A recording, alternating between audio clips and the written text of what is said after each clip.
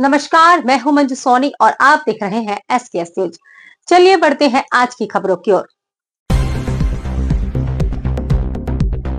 अध्यात्म निकेतन के संत कृपाल महाराज पहुंचे नई सड़क के मिलन रेस्टोरेंट। संचालक एवं आश्रम से जुड़े ओम प्रकाश गुप्ता ने किया संत श्री का स्वागत सत्कार। परम पूज्य अध्यात्म निकेतन के संत कृपाल महाराज पहुंचे Panihar. Ticket fuels and highway service का किया अवलोकन।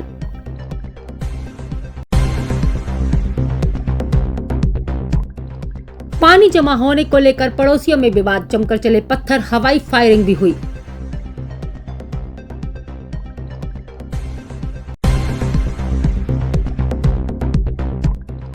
गैस पाइपलाइन के खोदे गए गड्ढे में लगी भीषण आग। कोटेश्वर रोड विनयनगर तिराहे की है घटना।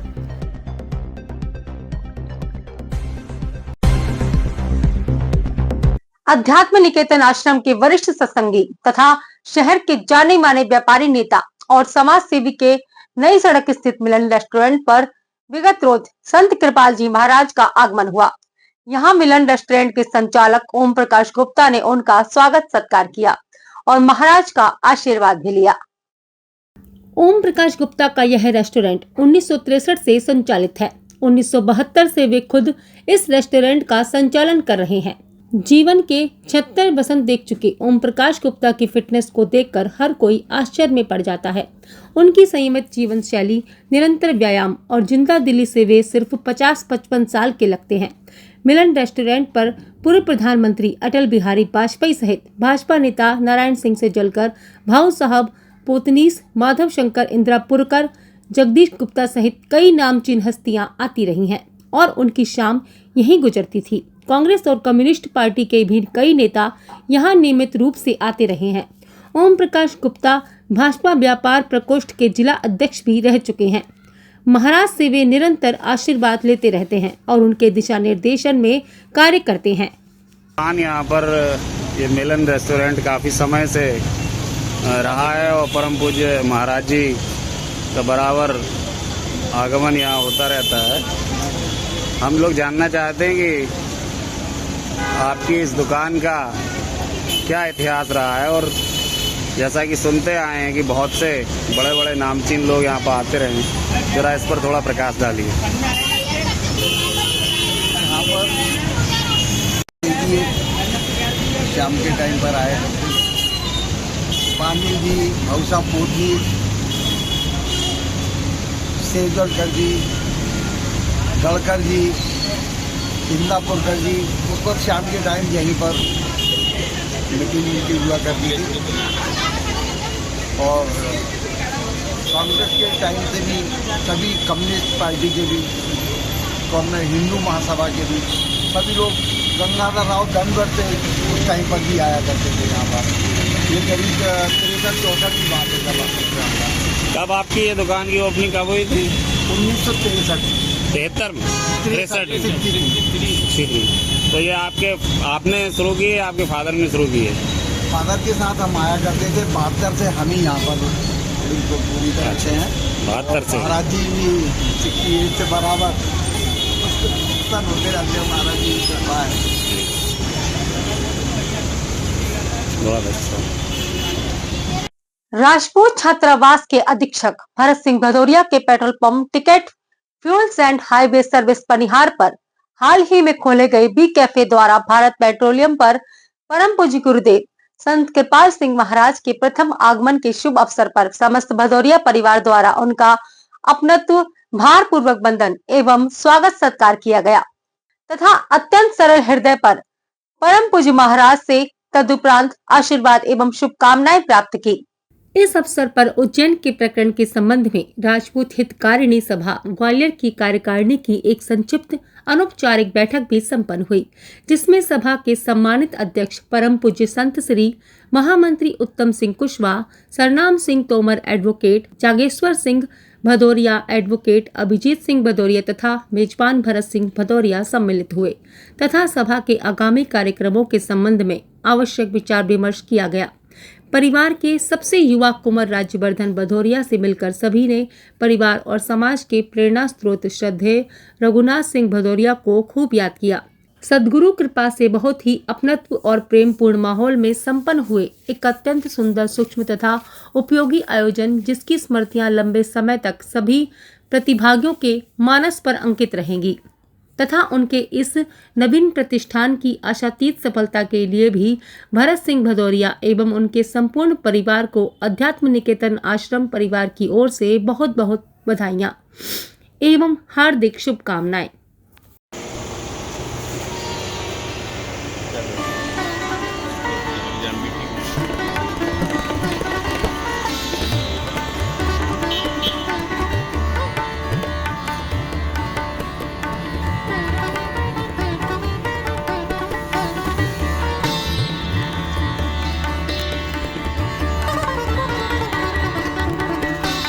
आओ इधर।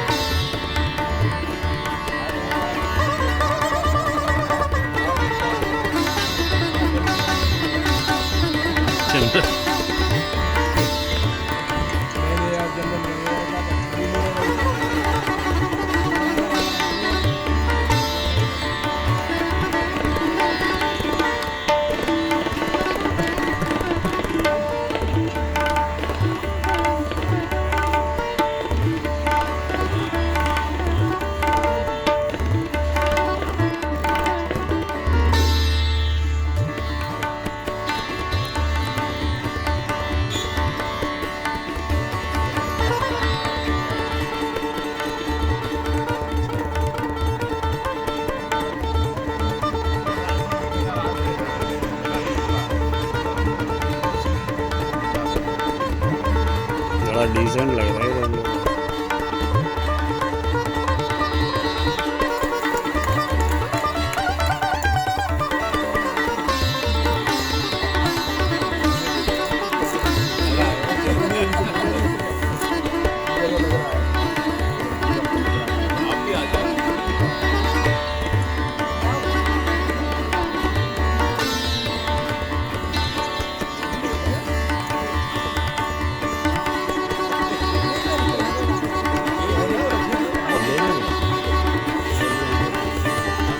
जी सर।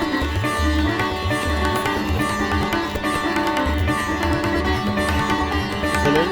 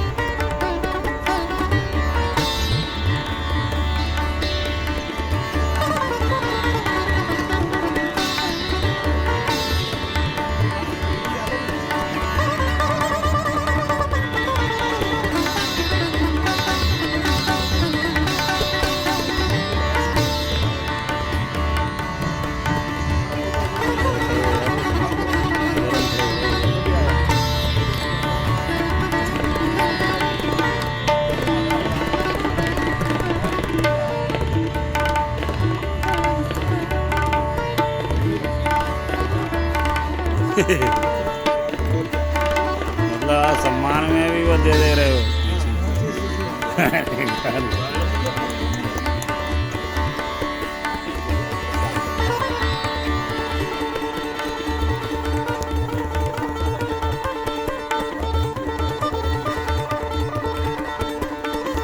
बहुत अच्छा।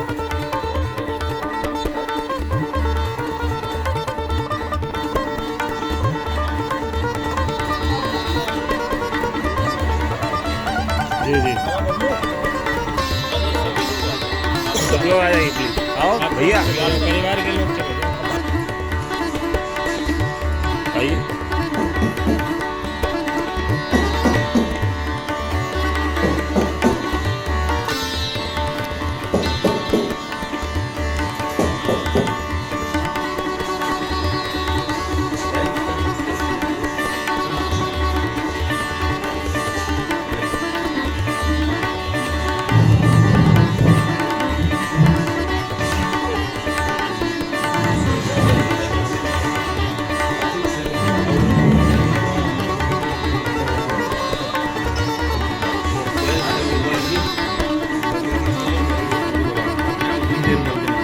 अच्छा देखना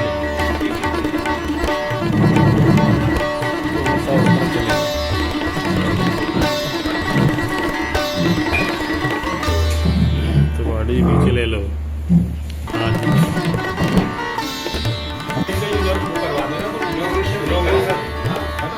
बिल्कुल उनको साथ में क्लब कर दें, इनॉग्रेशन हो जाए कर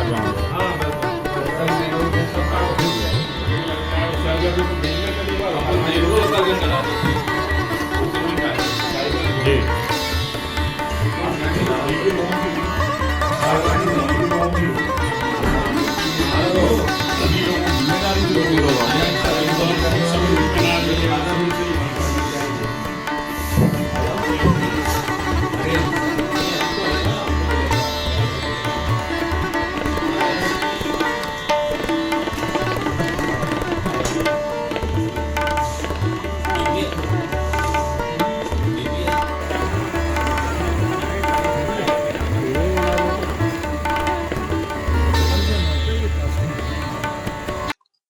अंतरराष्ट्रीय ख्याति प्राप्त तानसेन समारोह का विधिवत सोमवार सुबह आगाज हो गया।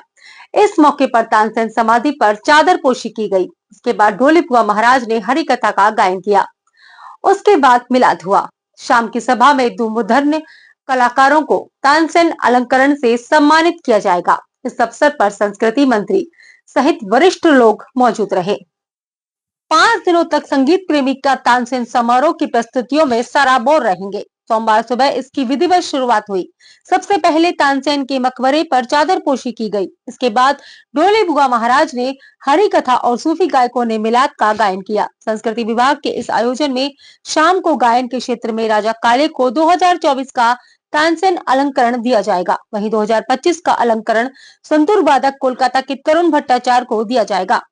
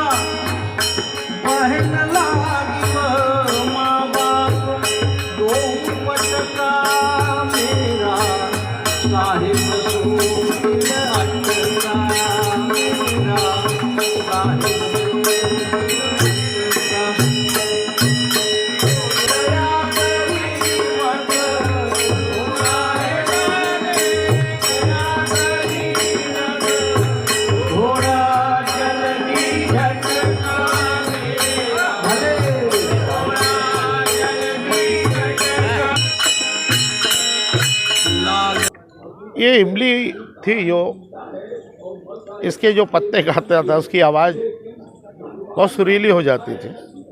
तो जो पहले पेड़ लगा था लोगों ने उसको जड़ से खा लिया। ये दोबारा लगाया इमली का पेड़, अभी भी लोग खाते हैं इसको, मान्यता है। इस पर सबकी आवाज़ अच्छी करे, ये महात्मा इसका और कुछ नहीं।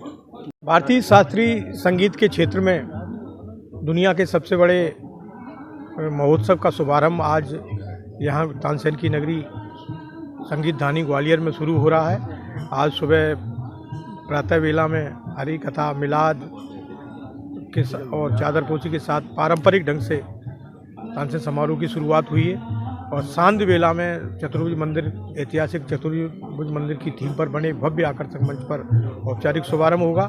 जहाँ तक इस इमली के पेड़ का सवाल है, ऐसी किंवदंती है कि जहाँ पर रसूल सम्राट समाधिस्थ है उसके बगल में खड़ा या पेड़, इसकी पत्तियाँ खाने से लोगों के गले सुरीले हो जाते हैं। और इस किंवदंती के अनुसार जो ब्रह्मनाथ के शीर्षस्थ साधक जो यहाँ सुर सम्राट तानसेन को स्वरांजलि देने आते हैं, वो भी अपने साथ इनकी पत्तियाँ ले जाते हैं। और संगीत का ककहरा सीख रहे कलाकार भी इन पत्तियों को अपने साथ अपने चबा के अपने गले को सुरीला करने का प्रयास करते हैं। हालांकि ये किंवदंती है लेकिन लंबे समय से चली आ रही है। किस तरह की व्यवस्था रखी गई है? यहाँ बहुत ही अच्छी व्यवस्था है। और इस कल गमक पूर्व संध्या पर गमक का आयोजन हुआ था, जिसमें दुनिया की सुविख्यात सूफियाना और पंजाबी फोकी गायिका जसपिंदर नरूला जी का सभा हुई थी। और आज से यहाँ पर तानसेन अलंकरण और तानसेन समारोह का आयोजन होगा। इसी के साथ समारोह का शुभारंभ होगा और बहुत अच्छी व्यवस्थाएं की हैं। और इसमें उस्ताद अमजद अली खां से लेकर देश और दुनिया के जाने माने ब्रह्मनाथ के शीर्षक साधक सुर सम्राट तानसेन को श्रद्धांजलि देने आ रहा है। ये आज प्रोग्राम प्रारंभ है। तानसेन बाबा उनके गुरु महाराज पीर यहाँ बैठे हुए हैं। कोई भी चीज़ प्रारंभ होती है तो सबका अपने आप भारतीय सनातनी पद्धति में आह्वान किया जाता है। तो वो आह्वान यानी उनको बुलाना है और उनकी अध्यक्षता में कार्यक्रम है। इसलिए धार्मिक कार्यक्रम ये चादर पोशी, अब वो आए हैं तो उनको कुछ अपनी तरफ से नज़र होना चाहिए। इसलिए उनका गुणानुवाद गा के, हरि कथा करके उनका गुणगान करना, मिलाद के बाद उनको चादर पोशी चढ़ा के फिर आगे का कार्यक्रम सबके लिए। इसलिए सबको बधाई, अभिनंदन। आज जो परंपरागत रूप से अभी आप लोग देख रहे हैं, यहाँ पे हम लोग 10 बजे से प्रारंभ किए हैं। मिलाद हरि कथा होती है, जो यहाँ से कार्यक्रम का औपचारिक शुभारंभ होता है। मुख्य सभा जो होती है शाम की होती है, जिसमें हम लोग एक मंची कार्यक्रम का शुभारंभ करते हैं। उस पे इस बार व्यस्तताओं के कारण माननीय मुख्यमंत्री जी वर्चुअल जुड़ेंगे, हमारे कल्चर मिनिस्टर साहब रहेंगे और यहाँ के सम्माननीय माननीय मंत्री जी और विधायकगण उपस्थित रहेंगे। उनकी उपस्थिति में यहाँ पे तानसेन अलंकरण और राजा मानसिंह तोमर अलंकरण समारोह भी होगा। वो इस बार से 2 वर्षों के लिए हो रहा है, 24 और 25 के लिए। 24 के लिए पंडित राजा काले जी हैं, उनको गायन में दिया जा रहा है, और 25 के तरुण भट्टाचार्य जी हैं जो वादन में हो रहा है। मानसिंह तोमर में भी परमार्थिक संस्था यहाँ की अपनी है। और इसके उपरांत जो विभिन्न प्रकार के हमारे जो परंपरागत गायन होता है, कॉलेज के जो बच्चे ध्रुपद प्रारंभ होते हैं परंपरागत हिसाब से, वो प्रारंभ होगा। इसके साथ साथ जो हमारे तानसेन सम्मान से अलंकृत अतिथि हैं और सम्मानित हैं, इनकी प्रस्तुति भी आज होगी, ये महत्वपूर्ण रहेगी। इसके अलावा आगामी दिनों में कल मुख्य आकर्षण हमारा जो है उस्ताद अमजद अली खां साहब अपने पुत्रों के साथ अमान अली के साथ प्रस्तुति देंगे। और आने वाले समय में प्रतिदिन हम लोगों ने प्रयास किया है कि उत्कृष्ट वादन और गायन की सभाएं हों, जो एक प्रकार से तानसेन जी को अपनी स्मृति के माध्यम से उनको स्मरण करके अपना भाव अर्पित करेंगे। इसके साथ हमने एक लाइव प्रदर्शनी का भी यहाँ पे आयोजन किया है। इसमें प्रदेश के और प्रदेश के बाहर भी के जो चित्रकार हैं, वो लोग विभिन्न राग और रागनियों पर केंद्रित अपनी लाइव चित्रांकन करेंगे। और इसमें हमने जो हमारे फाइन आर्ट कॉलेज के बच्चे हैं, उनको भी हमने जोड़ा है।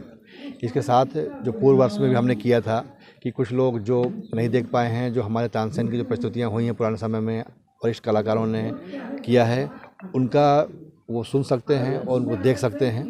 तो इस प्रकार से पूरा हमने ये आयोजन जो 5 दिवसीय हमारा है, वो हमने प्रयास किया है कि पिछले वर्षों की तुलना में बेहतर हो पाए। और जितना भी हम प्रयास कर सकते हैं इसमें कि ज़्यादा से ज़्यादा लोग जुड़ें और विभिन्न कार्यक्रम जो हमारी परंपरा है उसके अनुसार हो पाए, यही हमारा प्रयास है। और उसका हमने पूरा प्रयास किया इस बार। और आज 6:30 बजे से हमारा मुख्य कार्यक्रम चालू होगा। सभी से अपेक्षा और अनुरोध है कि उसमें ज़्यादा से ज़्यादा लोग इसमें उपस्थित होने का कष्ट करेंगे। Thank you. कड़ाके की ठंड के बीच ग्वालियर में संगीत प्रेमियों के लिए रविवार की रात खास बन गई। तानसेन समारोह के अंतर्गत शहर के इंटक मैदान में सजी सूफी संगीत की महफिल में मशहूर सूफी गायिका और बॉलीवुड कलाकार जसविंदर नरूला ने अपनी शानदार प्रस्तुति से श्रोताओं को मंत्रमुग्ध कर दिया। जसविंदर नरूला ने सूफियाना कलाम सुनाकर श्रोताओं को काफी देर तक संगीत में बांधे रखा। इससे पहले संगीत समारोह का विधिवत दीप प्रज्वलन कर शुभारंभ किया गया। सोमवार से सुबह और शाम की महफिलों से संगीत सम्राट तानसेन को याद किया जाएगा। 19 दिसंबर तक तानसेन समाधि पर कार्यक्रम चलेंगे। इससे पहले दत्त मंदिर में भी संगीत सभा का आयोजन किया गया, जिसमें युवा गायिका वल्लरी मोखे का शास्त्रीय गायन हुआ। ग्वालियर के संगीत प्रेमी इस आयोजन को अपने आप में ऐतिहासिक मानते हैं। उनका कहना है कि संगीत सम्राट तानसेन को याद करने के लिए शहरवासी कृतज्ञ हैं। हमारे अतिथि पवित्र दीपों का प्रज्वलन कर रहे हैं। इसी के साथ कार्यक्रम का विधिवत शुभारंभ।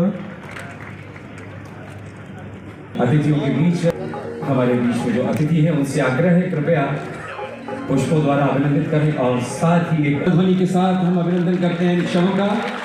ग्वालियर की पावन स्थली तानसेन की नगरी, और वहाँ कलाकार अभिनंदित होकर अपने आप को धन्य मानता है। और इसी क्रम में उस्ताद अलाउद्दीन खां संगीत कला अकादमी के संस्कृति विभाग के अधिकारियों से कृपया वो और कलाकार की साथ रहती है कि ऐसी पावन स्थली पर उन्हें सम्मानित किया जा रहा है। और इसी क्रम में जैसा मैं है इस कलाकार का, तो मैं निवेदन करता हूँ निदेशक का श्री प्रकाश सिंह ठाकुर जी से और सहायक संचालक संस्कृति श्री अमित यादव जी हमारे बीच में उपस्थित है, उनसे भी आग्रह है कि कृपया इस उपक्रम में रहें हमारे बीच। आप भी इस पावन उपक्रम में मंच पर उपस्थित रहें। और अब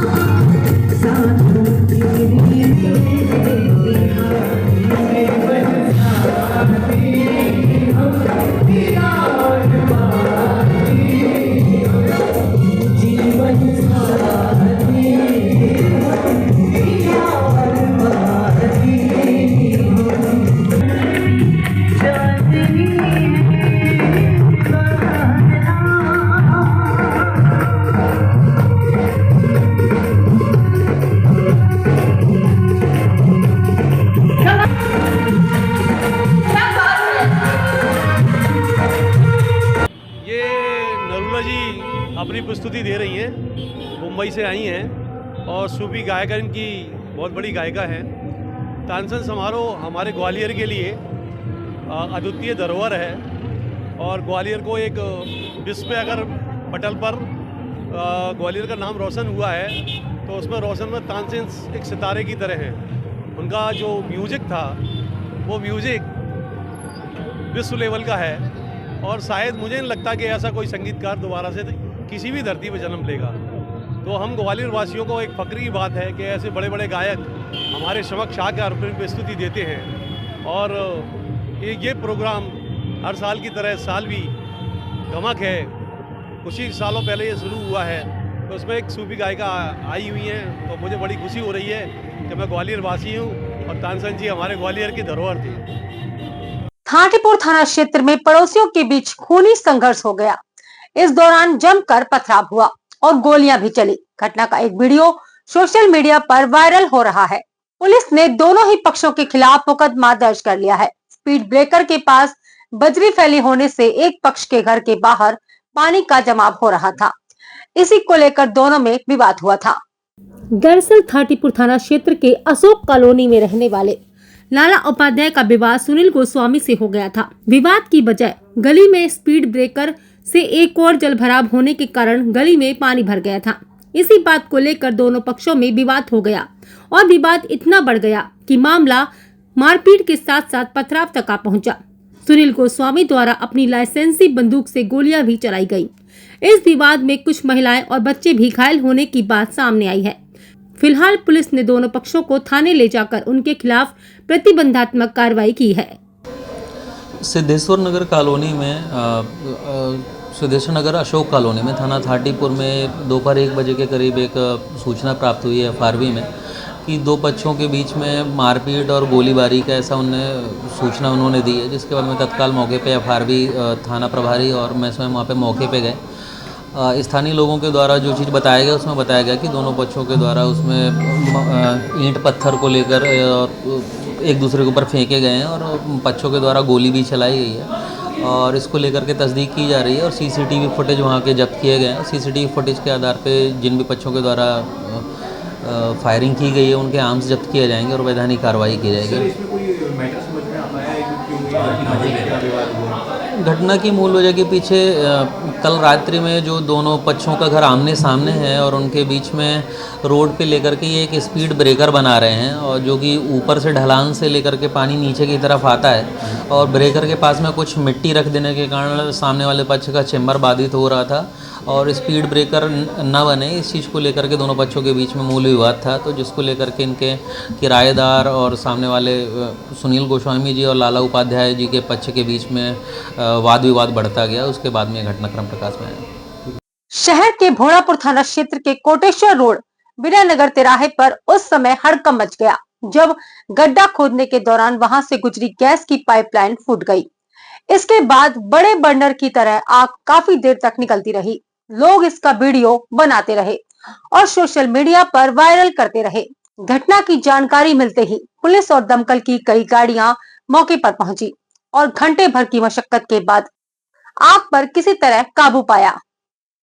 3 दिन पहले सिरोल थाना क्षेत्र के हिरोबली चौराहे पर गुटखा मांगने को लेकर हुए विवाद में युवक पर प्राण घातक हमला करने वाले 5 आरोपियों को दतिया से गिरफ्तार किया गया है। यह लोग एक टाटा मैजिक गाड़ी में सवार होकर आए थे। इस गाड़ी को भी जब्त कर लिया गया है। भागते हुए बदमाशों का फुटेज वहां लगे सीसीटीवी कैमरे में कैद हुआ था। दरअसल हरज्ञान चौहान का अजीत यादव से गुटखा मांगने को लेकर विवाद हो गया था। गोयल वाटिका में आयोजित शादी समारोह में अपने चाट स्टॉल का काम खत्म करके हरज्ञान चौहान वापस जाने के लिए हिरोबली चौराहे पर आया था। वहां खड़े अजीत से उसका विवाद हो गया। इसी को लेकर अजीत ने अपने बाकी साथियों को बुला लिया जो दतिया से यहां शादी समारोह में शामिल होने आए थे। इन लोगों ने लोहे की रॉड से हरज्ञान पर कातिलाना हमला कर दिया, जिससे वह पूरी तरह जख्मी हो गया। किसी तरह हरज्ञान के भांजे ने पुलिस को सूचना दी। हरज्ञान पर हमले की खबर सुनकर उसके पिता को हार्ट अटैक आ गया, जिससे उनकी मौत हो गई। हरज्ञान चौहान का परिवार काशीपुरा ओटीला में रहता है। पुलिस ने राहुल यादव, अजीत और उसके अन्य साथियों को दतिया के सेवड़ा इलाके से गिरफ्तार कर लिया है। शहर के गोला का मंदिर थाना क्षेत्र के गोवर्धन कॉलोनी में शनिवार रात 9:30 बजे पुरानी रंजिश के चलते मनोज भदौरिया नाम के वकील पर हमला कर दिया गया। आरोप है कि यह हमला गुल्लू सिकरवार, अभिषेक भदौरिया, मयंक तोमर और निक्कू राजावत आदि ने किया। दोनों ओर से पथराव भी किया गया। यह पूरी घटना गली में लगे सीसीटीवी कैमरे में कैद हुई है। हमलावरों की गोलीबारी की घटना वहां लगे सीसीटीवी कैमरे में कैद हुई है। गोला का मंदिर पुलिस ने इस मामले में मुकदमा दर्ज कर लिया है और आरोपियों की तलाश की जा रही है। गोला का मंदिर थाना प्रभारी के मुताबिक दोनों पक्षों में कुछ दिन पहले ही विवाद हुआ था। इसी के बाद शनिवार रात को बाइक पर सवार होकर आए इन बदमाशों ने मनोज भदौरिया के घर पर फायरिंग की। प्रतिरोध में दूसरे पक्ष की ओर से पथराव भी किया गया। इस घटना में किसी के घायल होने की खबर नहीं है। मैं अधिवक्ता हूँ। ये आरोपीगण से हमारे परिवार का झगड़ा हुआ, उसमें मैं पैरवी कर रहा था और मेरा इनसे कभी कोई झगड़ा नहीं हुआ। घर वालों का झगड़ा हुआ तो इनको इन्होंने ये मुझे बहुत दिनों से धमका रहे थे। मैंने उसकी शिकायत टीआई साहब से लिखित में की थी। टीआई साहब ने कहा हम देखते हैं, ये टाल मटोल कर दिया। कल की बात, कल शाम को ये सब लड़के वहाँ पे इकट्ठे हुए कॉलोनी में। तो मैंने अपने भतीजे को कहा कि तुम लोग अंदर रहो, सब लोग। हम वहाँ खड़े ही थे। इतने में मयंक और अभिषेक ने गोलियां चलाई हम लोगों पे, जहाँ से मारने की नीयत से। तो हम लोग बच गए और लेट गए और पत्थर चलाए इन्होंने। फिर हम उसके बाद जब हम अपने घरों में दुबक गए और ये लोग चले गए, पीसीआर आ गई और वहाँ से 4-5 खाली खोखे जो चले हुए वो पुलिस ने जब्त किए। उसकी शिकायत करने के लिए पीसीआर वालों ने कहा आप थाने आओ। हम जैसे ही चलने लगे इन्होंने फिर गोलियां चलाई। ये फिर दोबारा आ गए। इन्होंने कल 2 बार घटना करी है। उसमें जो गोलियां चलाने वाले थे वो थे अभिषेक भदौरिया, मयंक तोमर और निक्कू राजावत, और उसके साथ था गुल्लू और भानु प्रताप चक्रवार, और साथ में 2 लोग और थे जो पत्थर चला रहे थे। उनका नाम है रामराज सिंह तोमर और क्या नाम है उसका,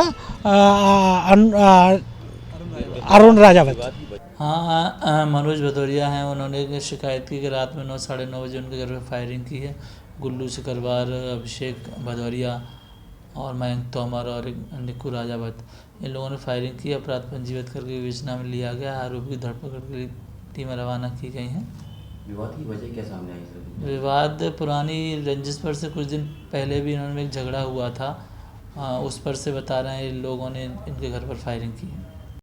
शहर के थाटीपुर थाने में पदस्थ प्रधान आरक्षक दीपक श्रीवास की संदिग्ध परिस्थितियों में शनिवार रविवार की दरमियानी रात 1 बजे अपने ही घर में मौत हो गई। प्रधान आरक्षक का शव अपने क्वार्टर में फांसी से झूलती हुई हालत में मिला है। पुलिस को मौके से कोई सुसाइड नोट भी नहीं मिला है। खास बात यह है कि रात 12 बजे तक प्रधान आरक्षक दीपक श्रीवास ने अपनी कॉम्बिंग गश्त में ड्यूटी की। इसके बाद वह पुलिस लाइन में अपने क्वार्टर पर चला गया। सीएसपी अतुल सोनी के मुताबिक रात 12 और 1 के बीच में कोई बात अचानक हुई है, जिससे प्रधान आरक्षक की फांसी लगने से मौत हुई है। पुलिस इसे संदिग्ध मान रही है क्योंकि उसकी दिनचर्या या ड्यूटी के दौरान नजदीकियों से कोई भी ऐसा क्लू नहीं मिला है जिससे प्रधान आरक्षक तनावग्रस्त दिखा हो। उसके आसपास रहने वाले लोगों ने कोई कारण भी नहीं बताया। भोड़ापुर पुलिस ने इस मामले में मर्ग कायम किया है। मामले की जांच की जा रही है। थाना थाटीपुर में प्रधान आरक्षक श्री दीपक श्रीवास जी थे और जो कि हमारे विभाग के कर्मचारी थे। कल रात्रि में कॉम्बिंग गश्त में भी ये थाने में थे और उसके बाद में रात्रि में 12 बजे के करीब ही अपने घर गए हुए थे बहुड़ापुर में स्थित आवास पे। 12 से 1 बजे के बीच में संदिग्ध परिस्थितियों में उनकी फांसी लगाने से उनकी मृत्यु हो गई है और उन्हें अस्पताल ले जाया गया है, वहाँ पे मृत घोषित किया गया है और मर्ग कायम किया गया है। चूँकि संदिग्ध परिस्थितियों में उनकी मृत्यु हुई है, अभी कारण स्पष्ट नहीं है, न ही किसी प्रकार के सुसाइड नोट उनके पास से प्राप्त हुए हैं और पुलिस इसमें जांच विवेचना कर रही है। जैसे भी तथ्य प्रकाश में आते हैं वैसे वैधानिक कार्रवाई की जाएगी। स्टाफ के भी लोगों के साथ में थाना प्रभारी से और उनके साथ के जो क्लोज्ड सहकर्मी थे उनके माध्यम से भी बातचीत की गई, लेकिन किसी भी प्रकार का ऐसा पारिवारिक कारण या किसी भी प्रकार का ऐसा बिंदु प्रकाश में नहीं आया कि जो उनके साथ में साझा किया गया हो, तो कारण उसके तलाश किए जा रहे हैं। वाहनों में सवार होकर स्टंट करना युवाओं का शगल हो गया है। ऐसे में ये लोग अपनी जान के साथ ही दूसरों की जान भी खतरे में डाल रहे हैं। ऐसा ही एक मामला रविवार रात सामने आया, जिसमें कार में सवार युवक अपनी वीडियो बनवाता रहा और कार के पिछले गेट पर लटका हुआ है। ऐसे में यह युवक की हरकत अपने साथ ही दूसरे लोगों के लिए भी जोखिम भरी हो सकती है। पुलिस ने वायरल वीडियो की तस्दीक शुरू कर दी है। कार की नंबर प्लेट पर उत्तर प्रदेश का पंजीकरण है। यह वाकया थिम रोड का बताया गया है। धर्मशाला में खेले गए भारत और साउथ अफ्रीका के बीच T20 मुकाबले के तीसरे मैच में 7 विकेट से हराकर भारत ने बढ़त हासिल कर ली है। भारत अब 2-1 से आगे है। भारत के कप्तान सूर्य कुमार यादव ने टॉस जीतने के बाद गेंदबाजी को चुना। भारत में 118 रन का लक्ष्य 15.5 ओवर में ही हासिल कर लिया, जबकि दक्षिण अफ्रीका की टीम ने 117 रन बनाए थे। भारत की ओर से अर्शदीप सिंह हर्षित, राणा, वरुण चक्रवर्ती और कुलदीप यादव ने 2-2 विकेट लिए, जबकि अभिषेक ने 35 और गिल ने 28 रन बनाए। इस मैच में अर्शदीप को प्लेयर ऑफ द मैच चुना गया है। आज के लिए बस इतना ही। कल फिर मिलेंगे नई खबर के साथ। तब तक के लिए जुड़े रहें SKH न्यूज के साथ। नमस्कार।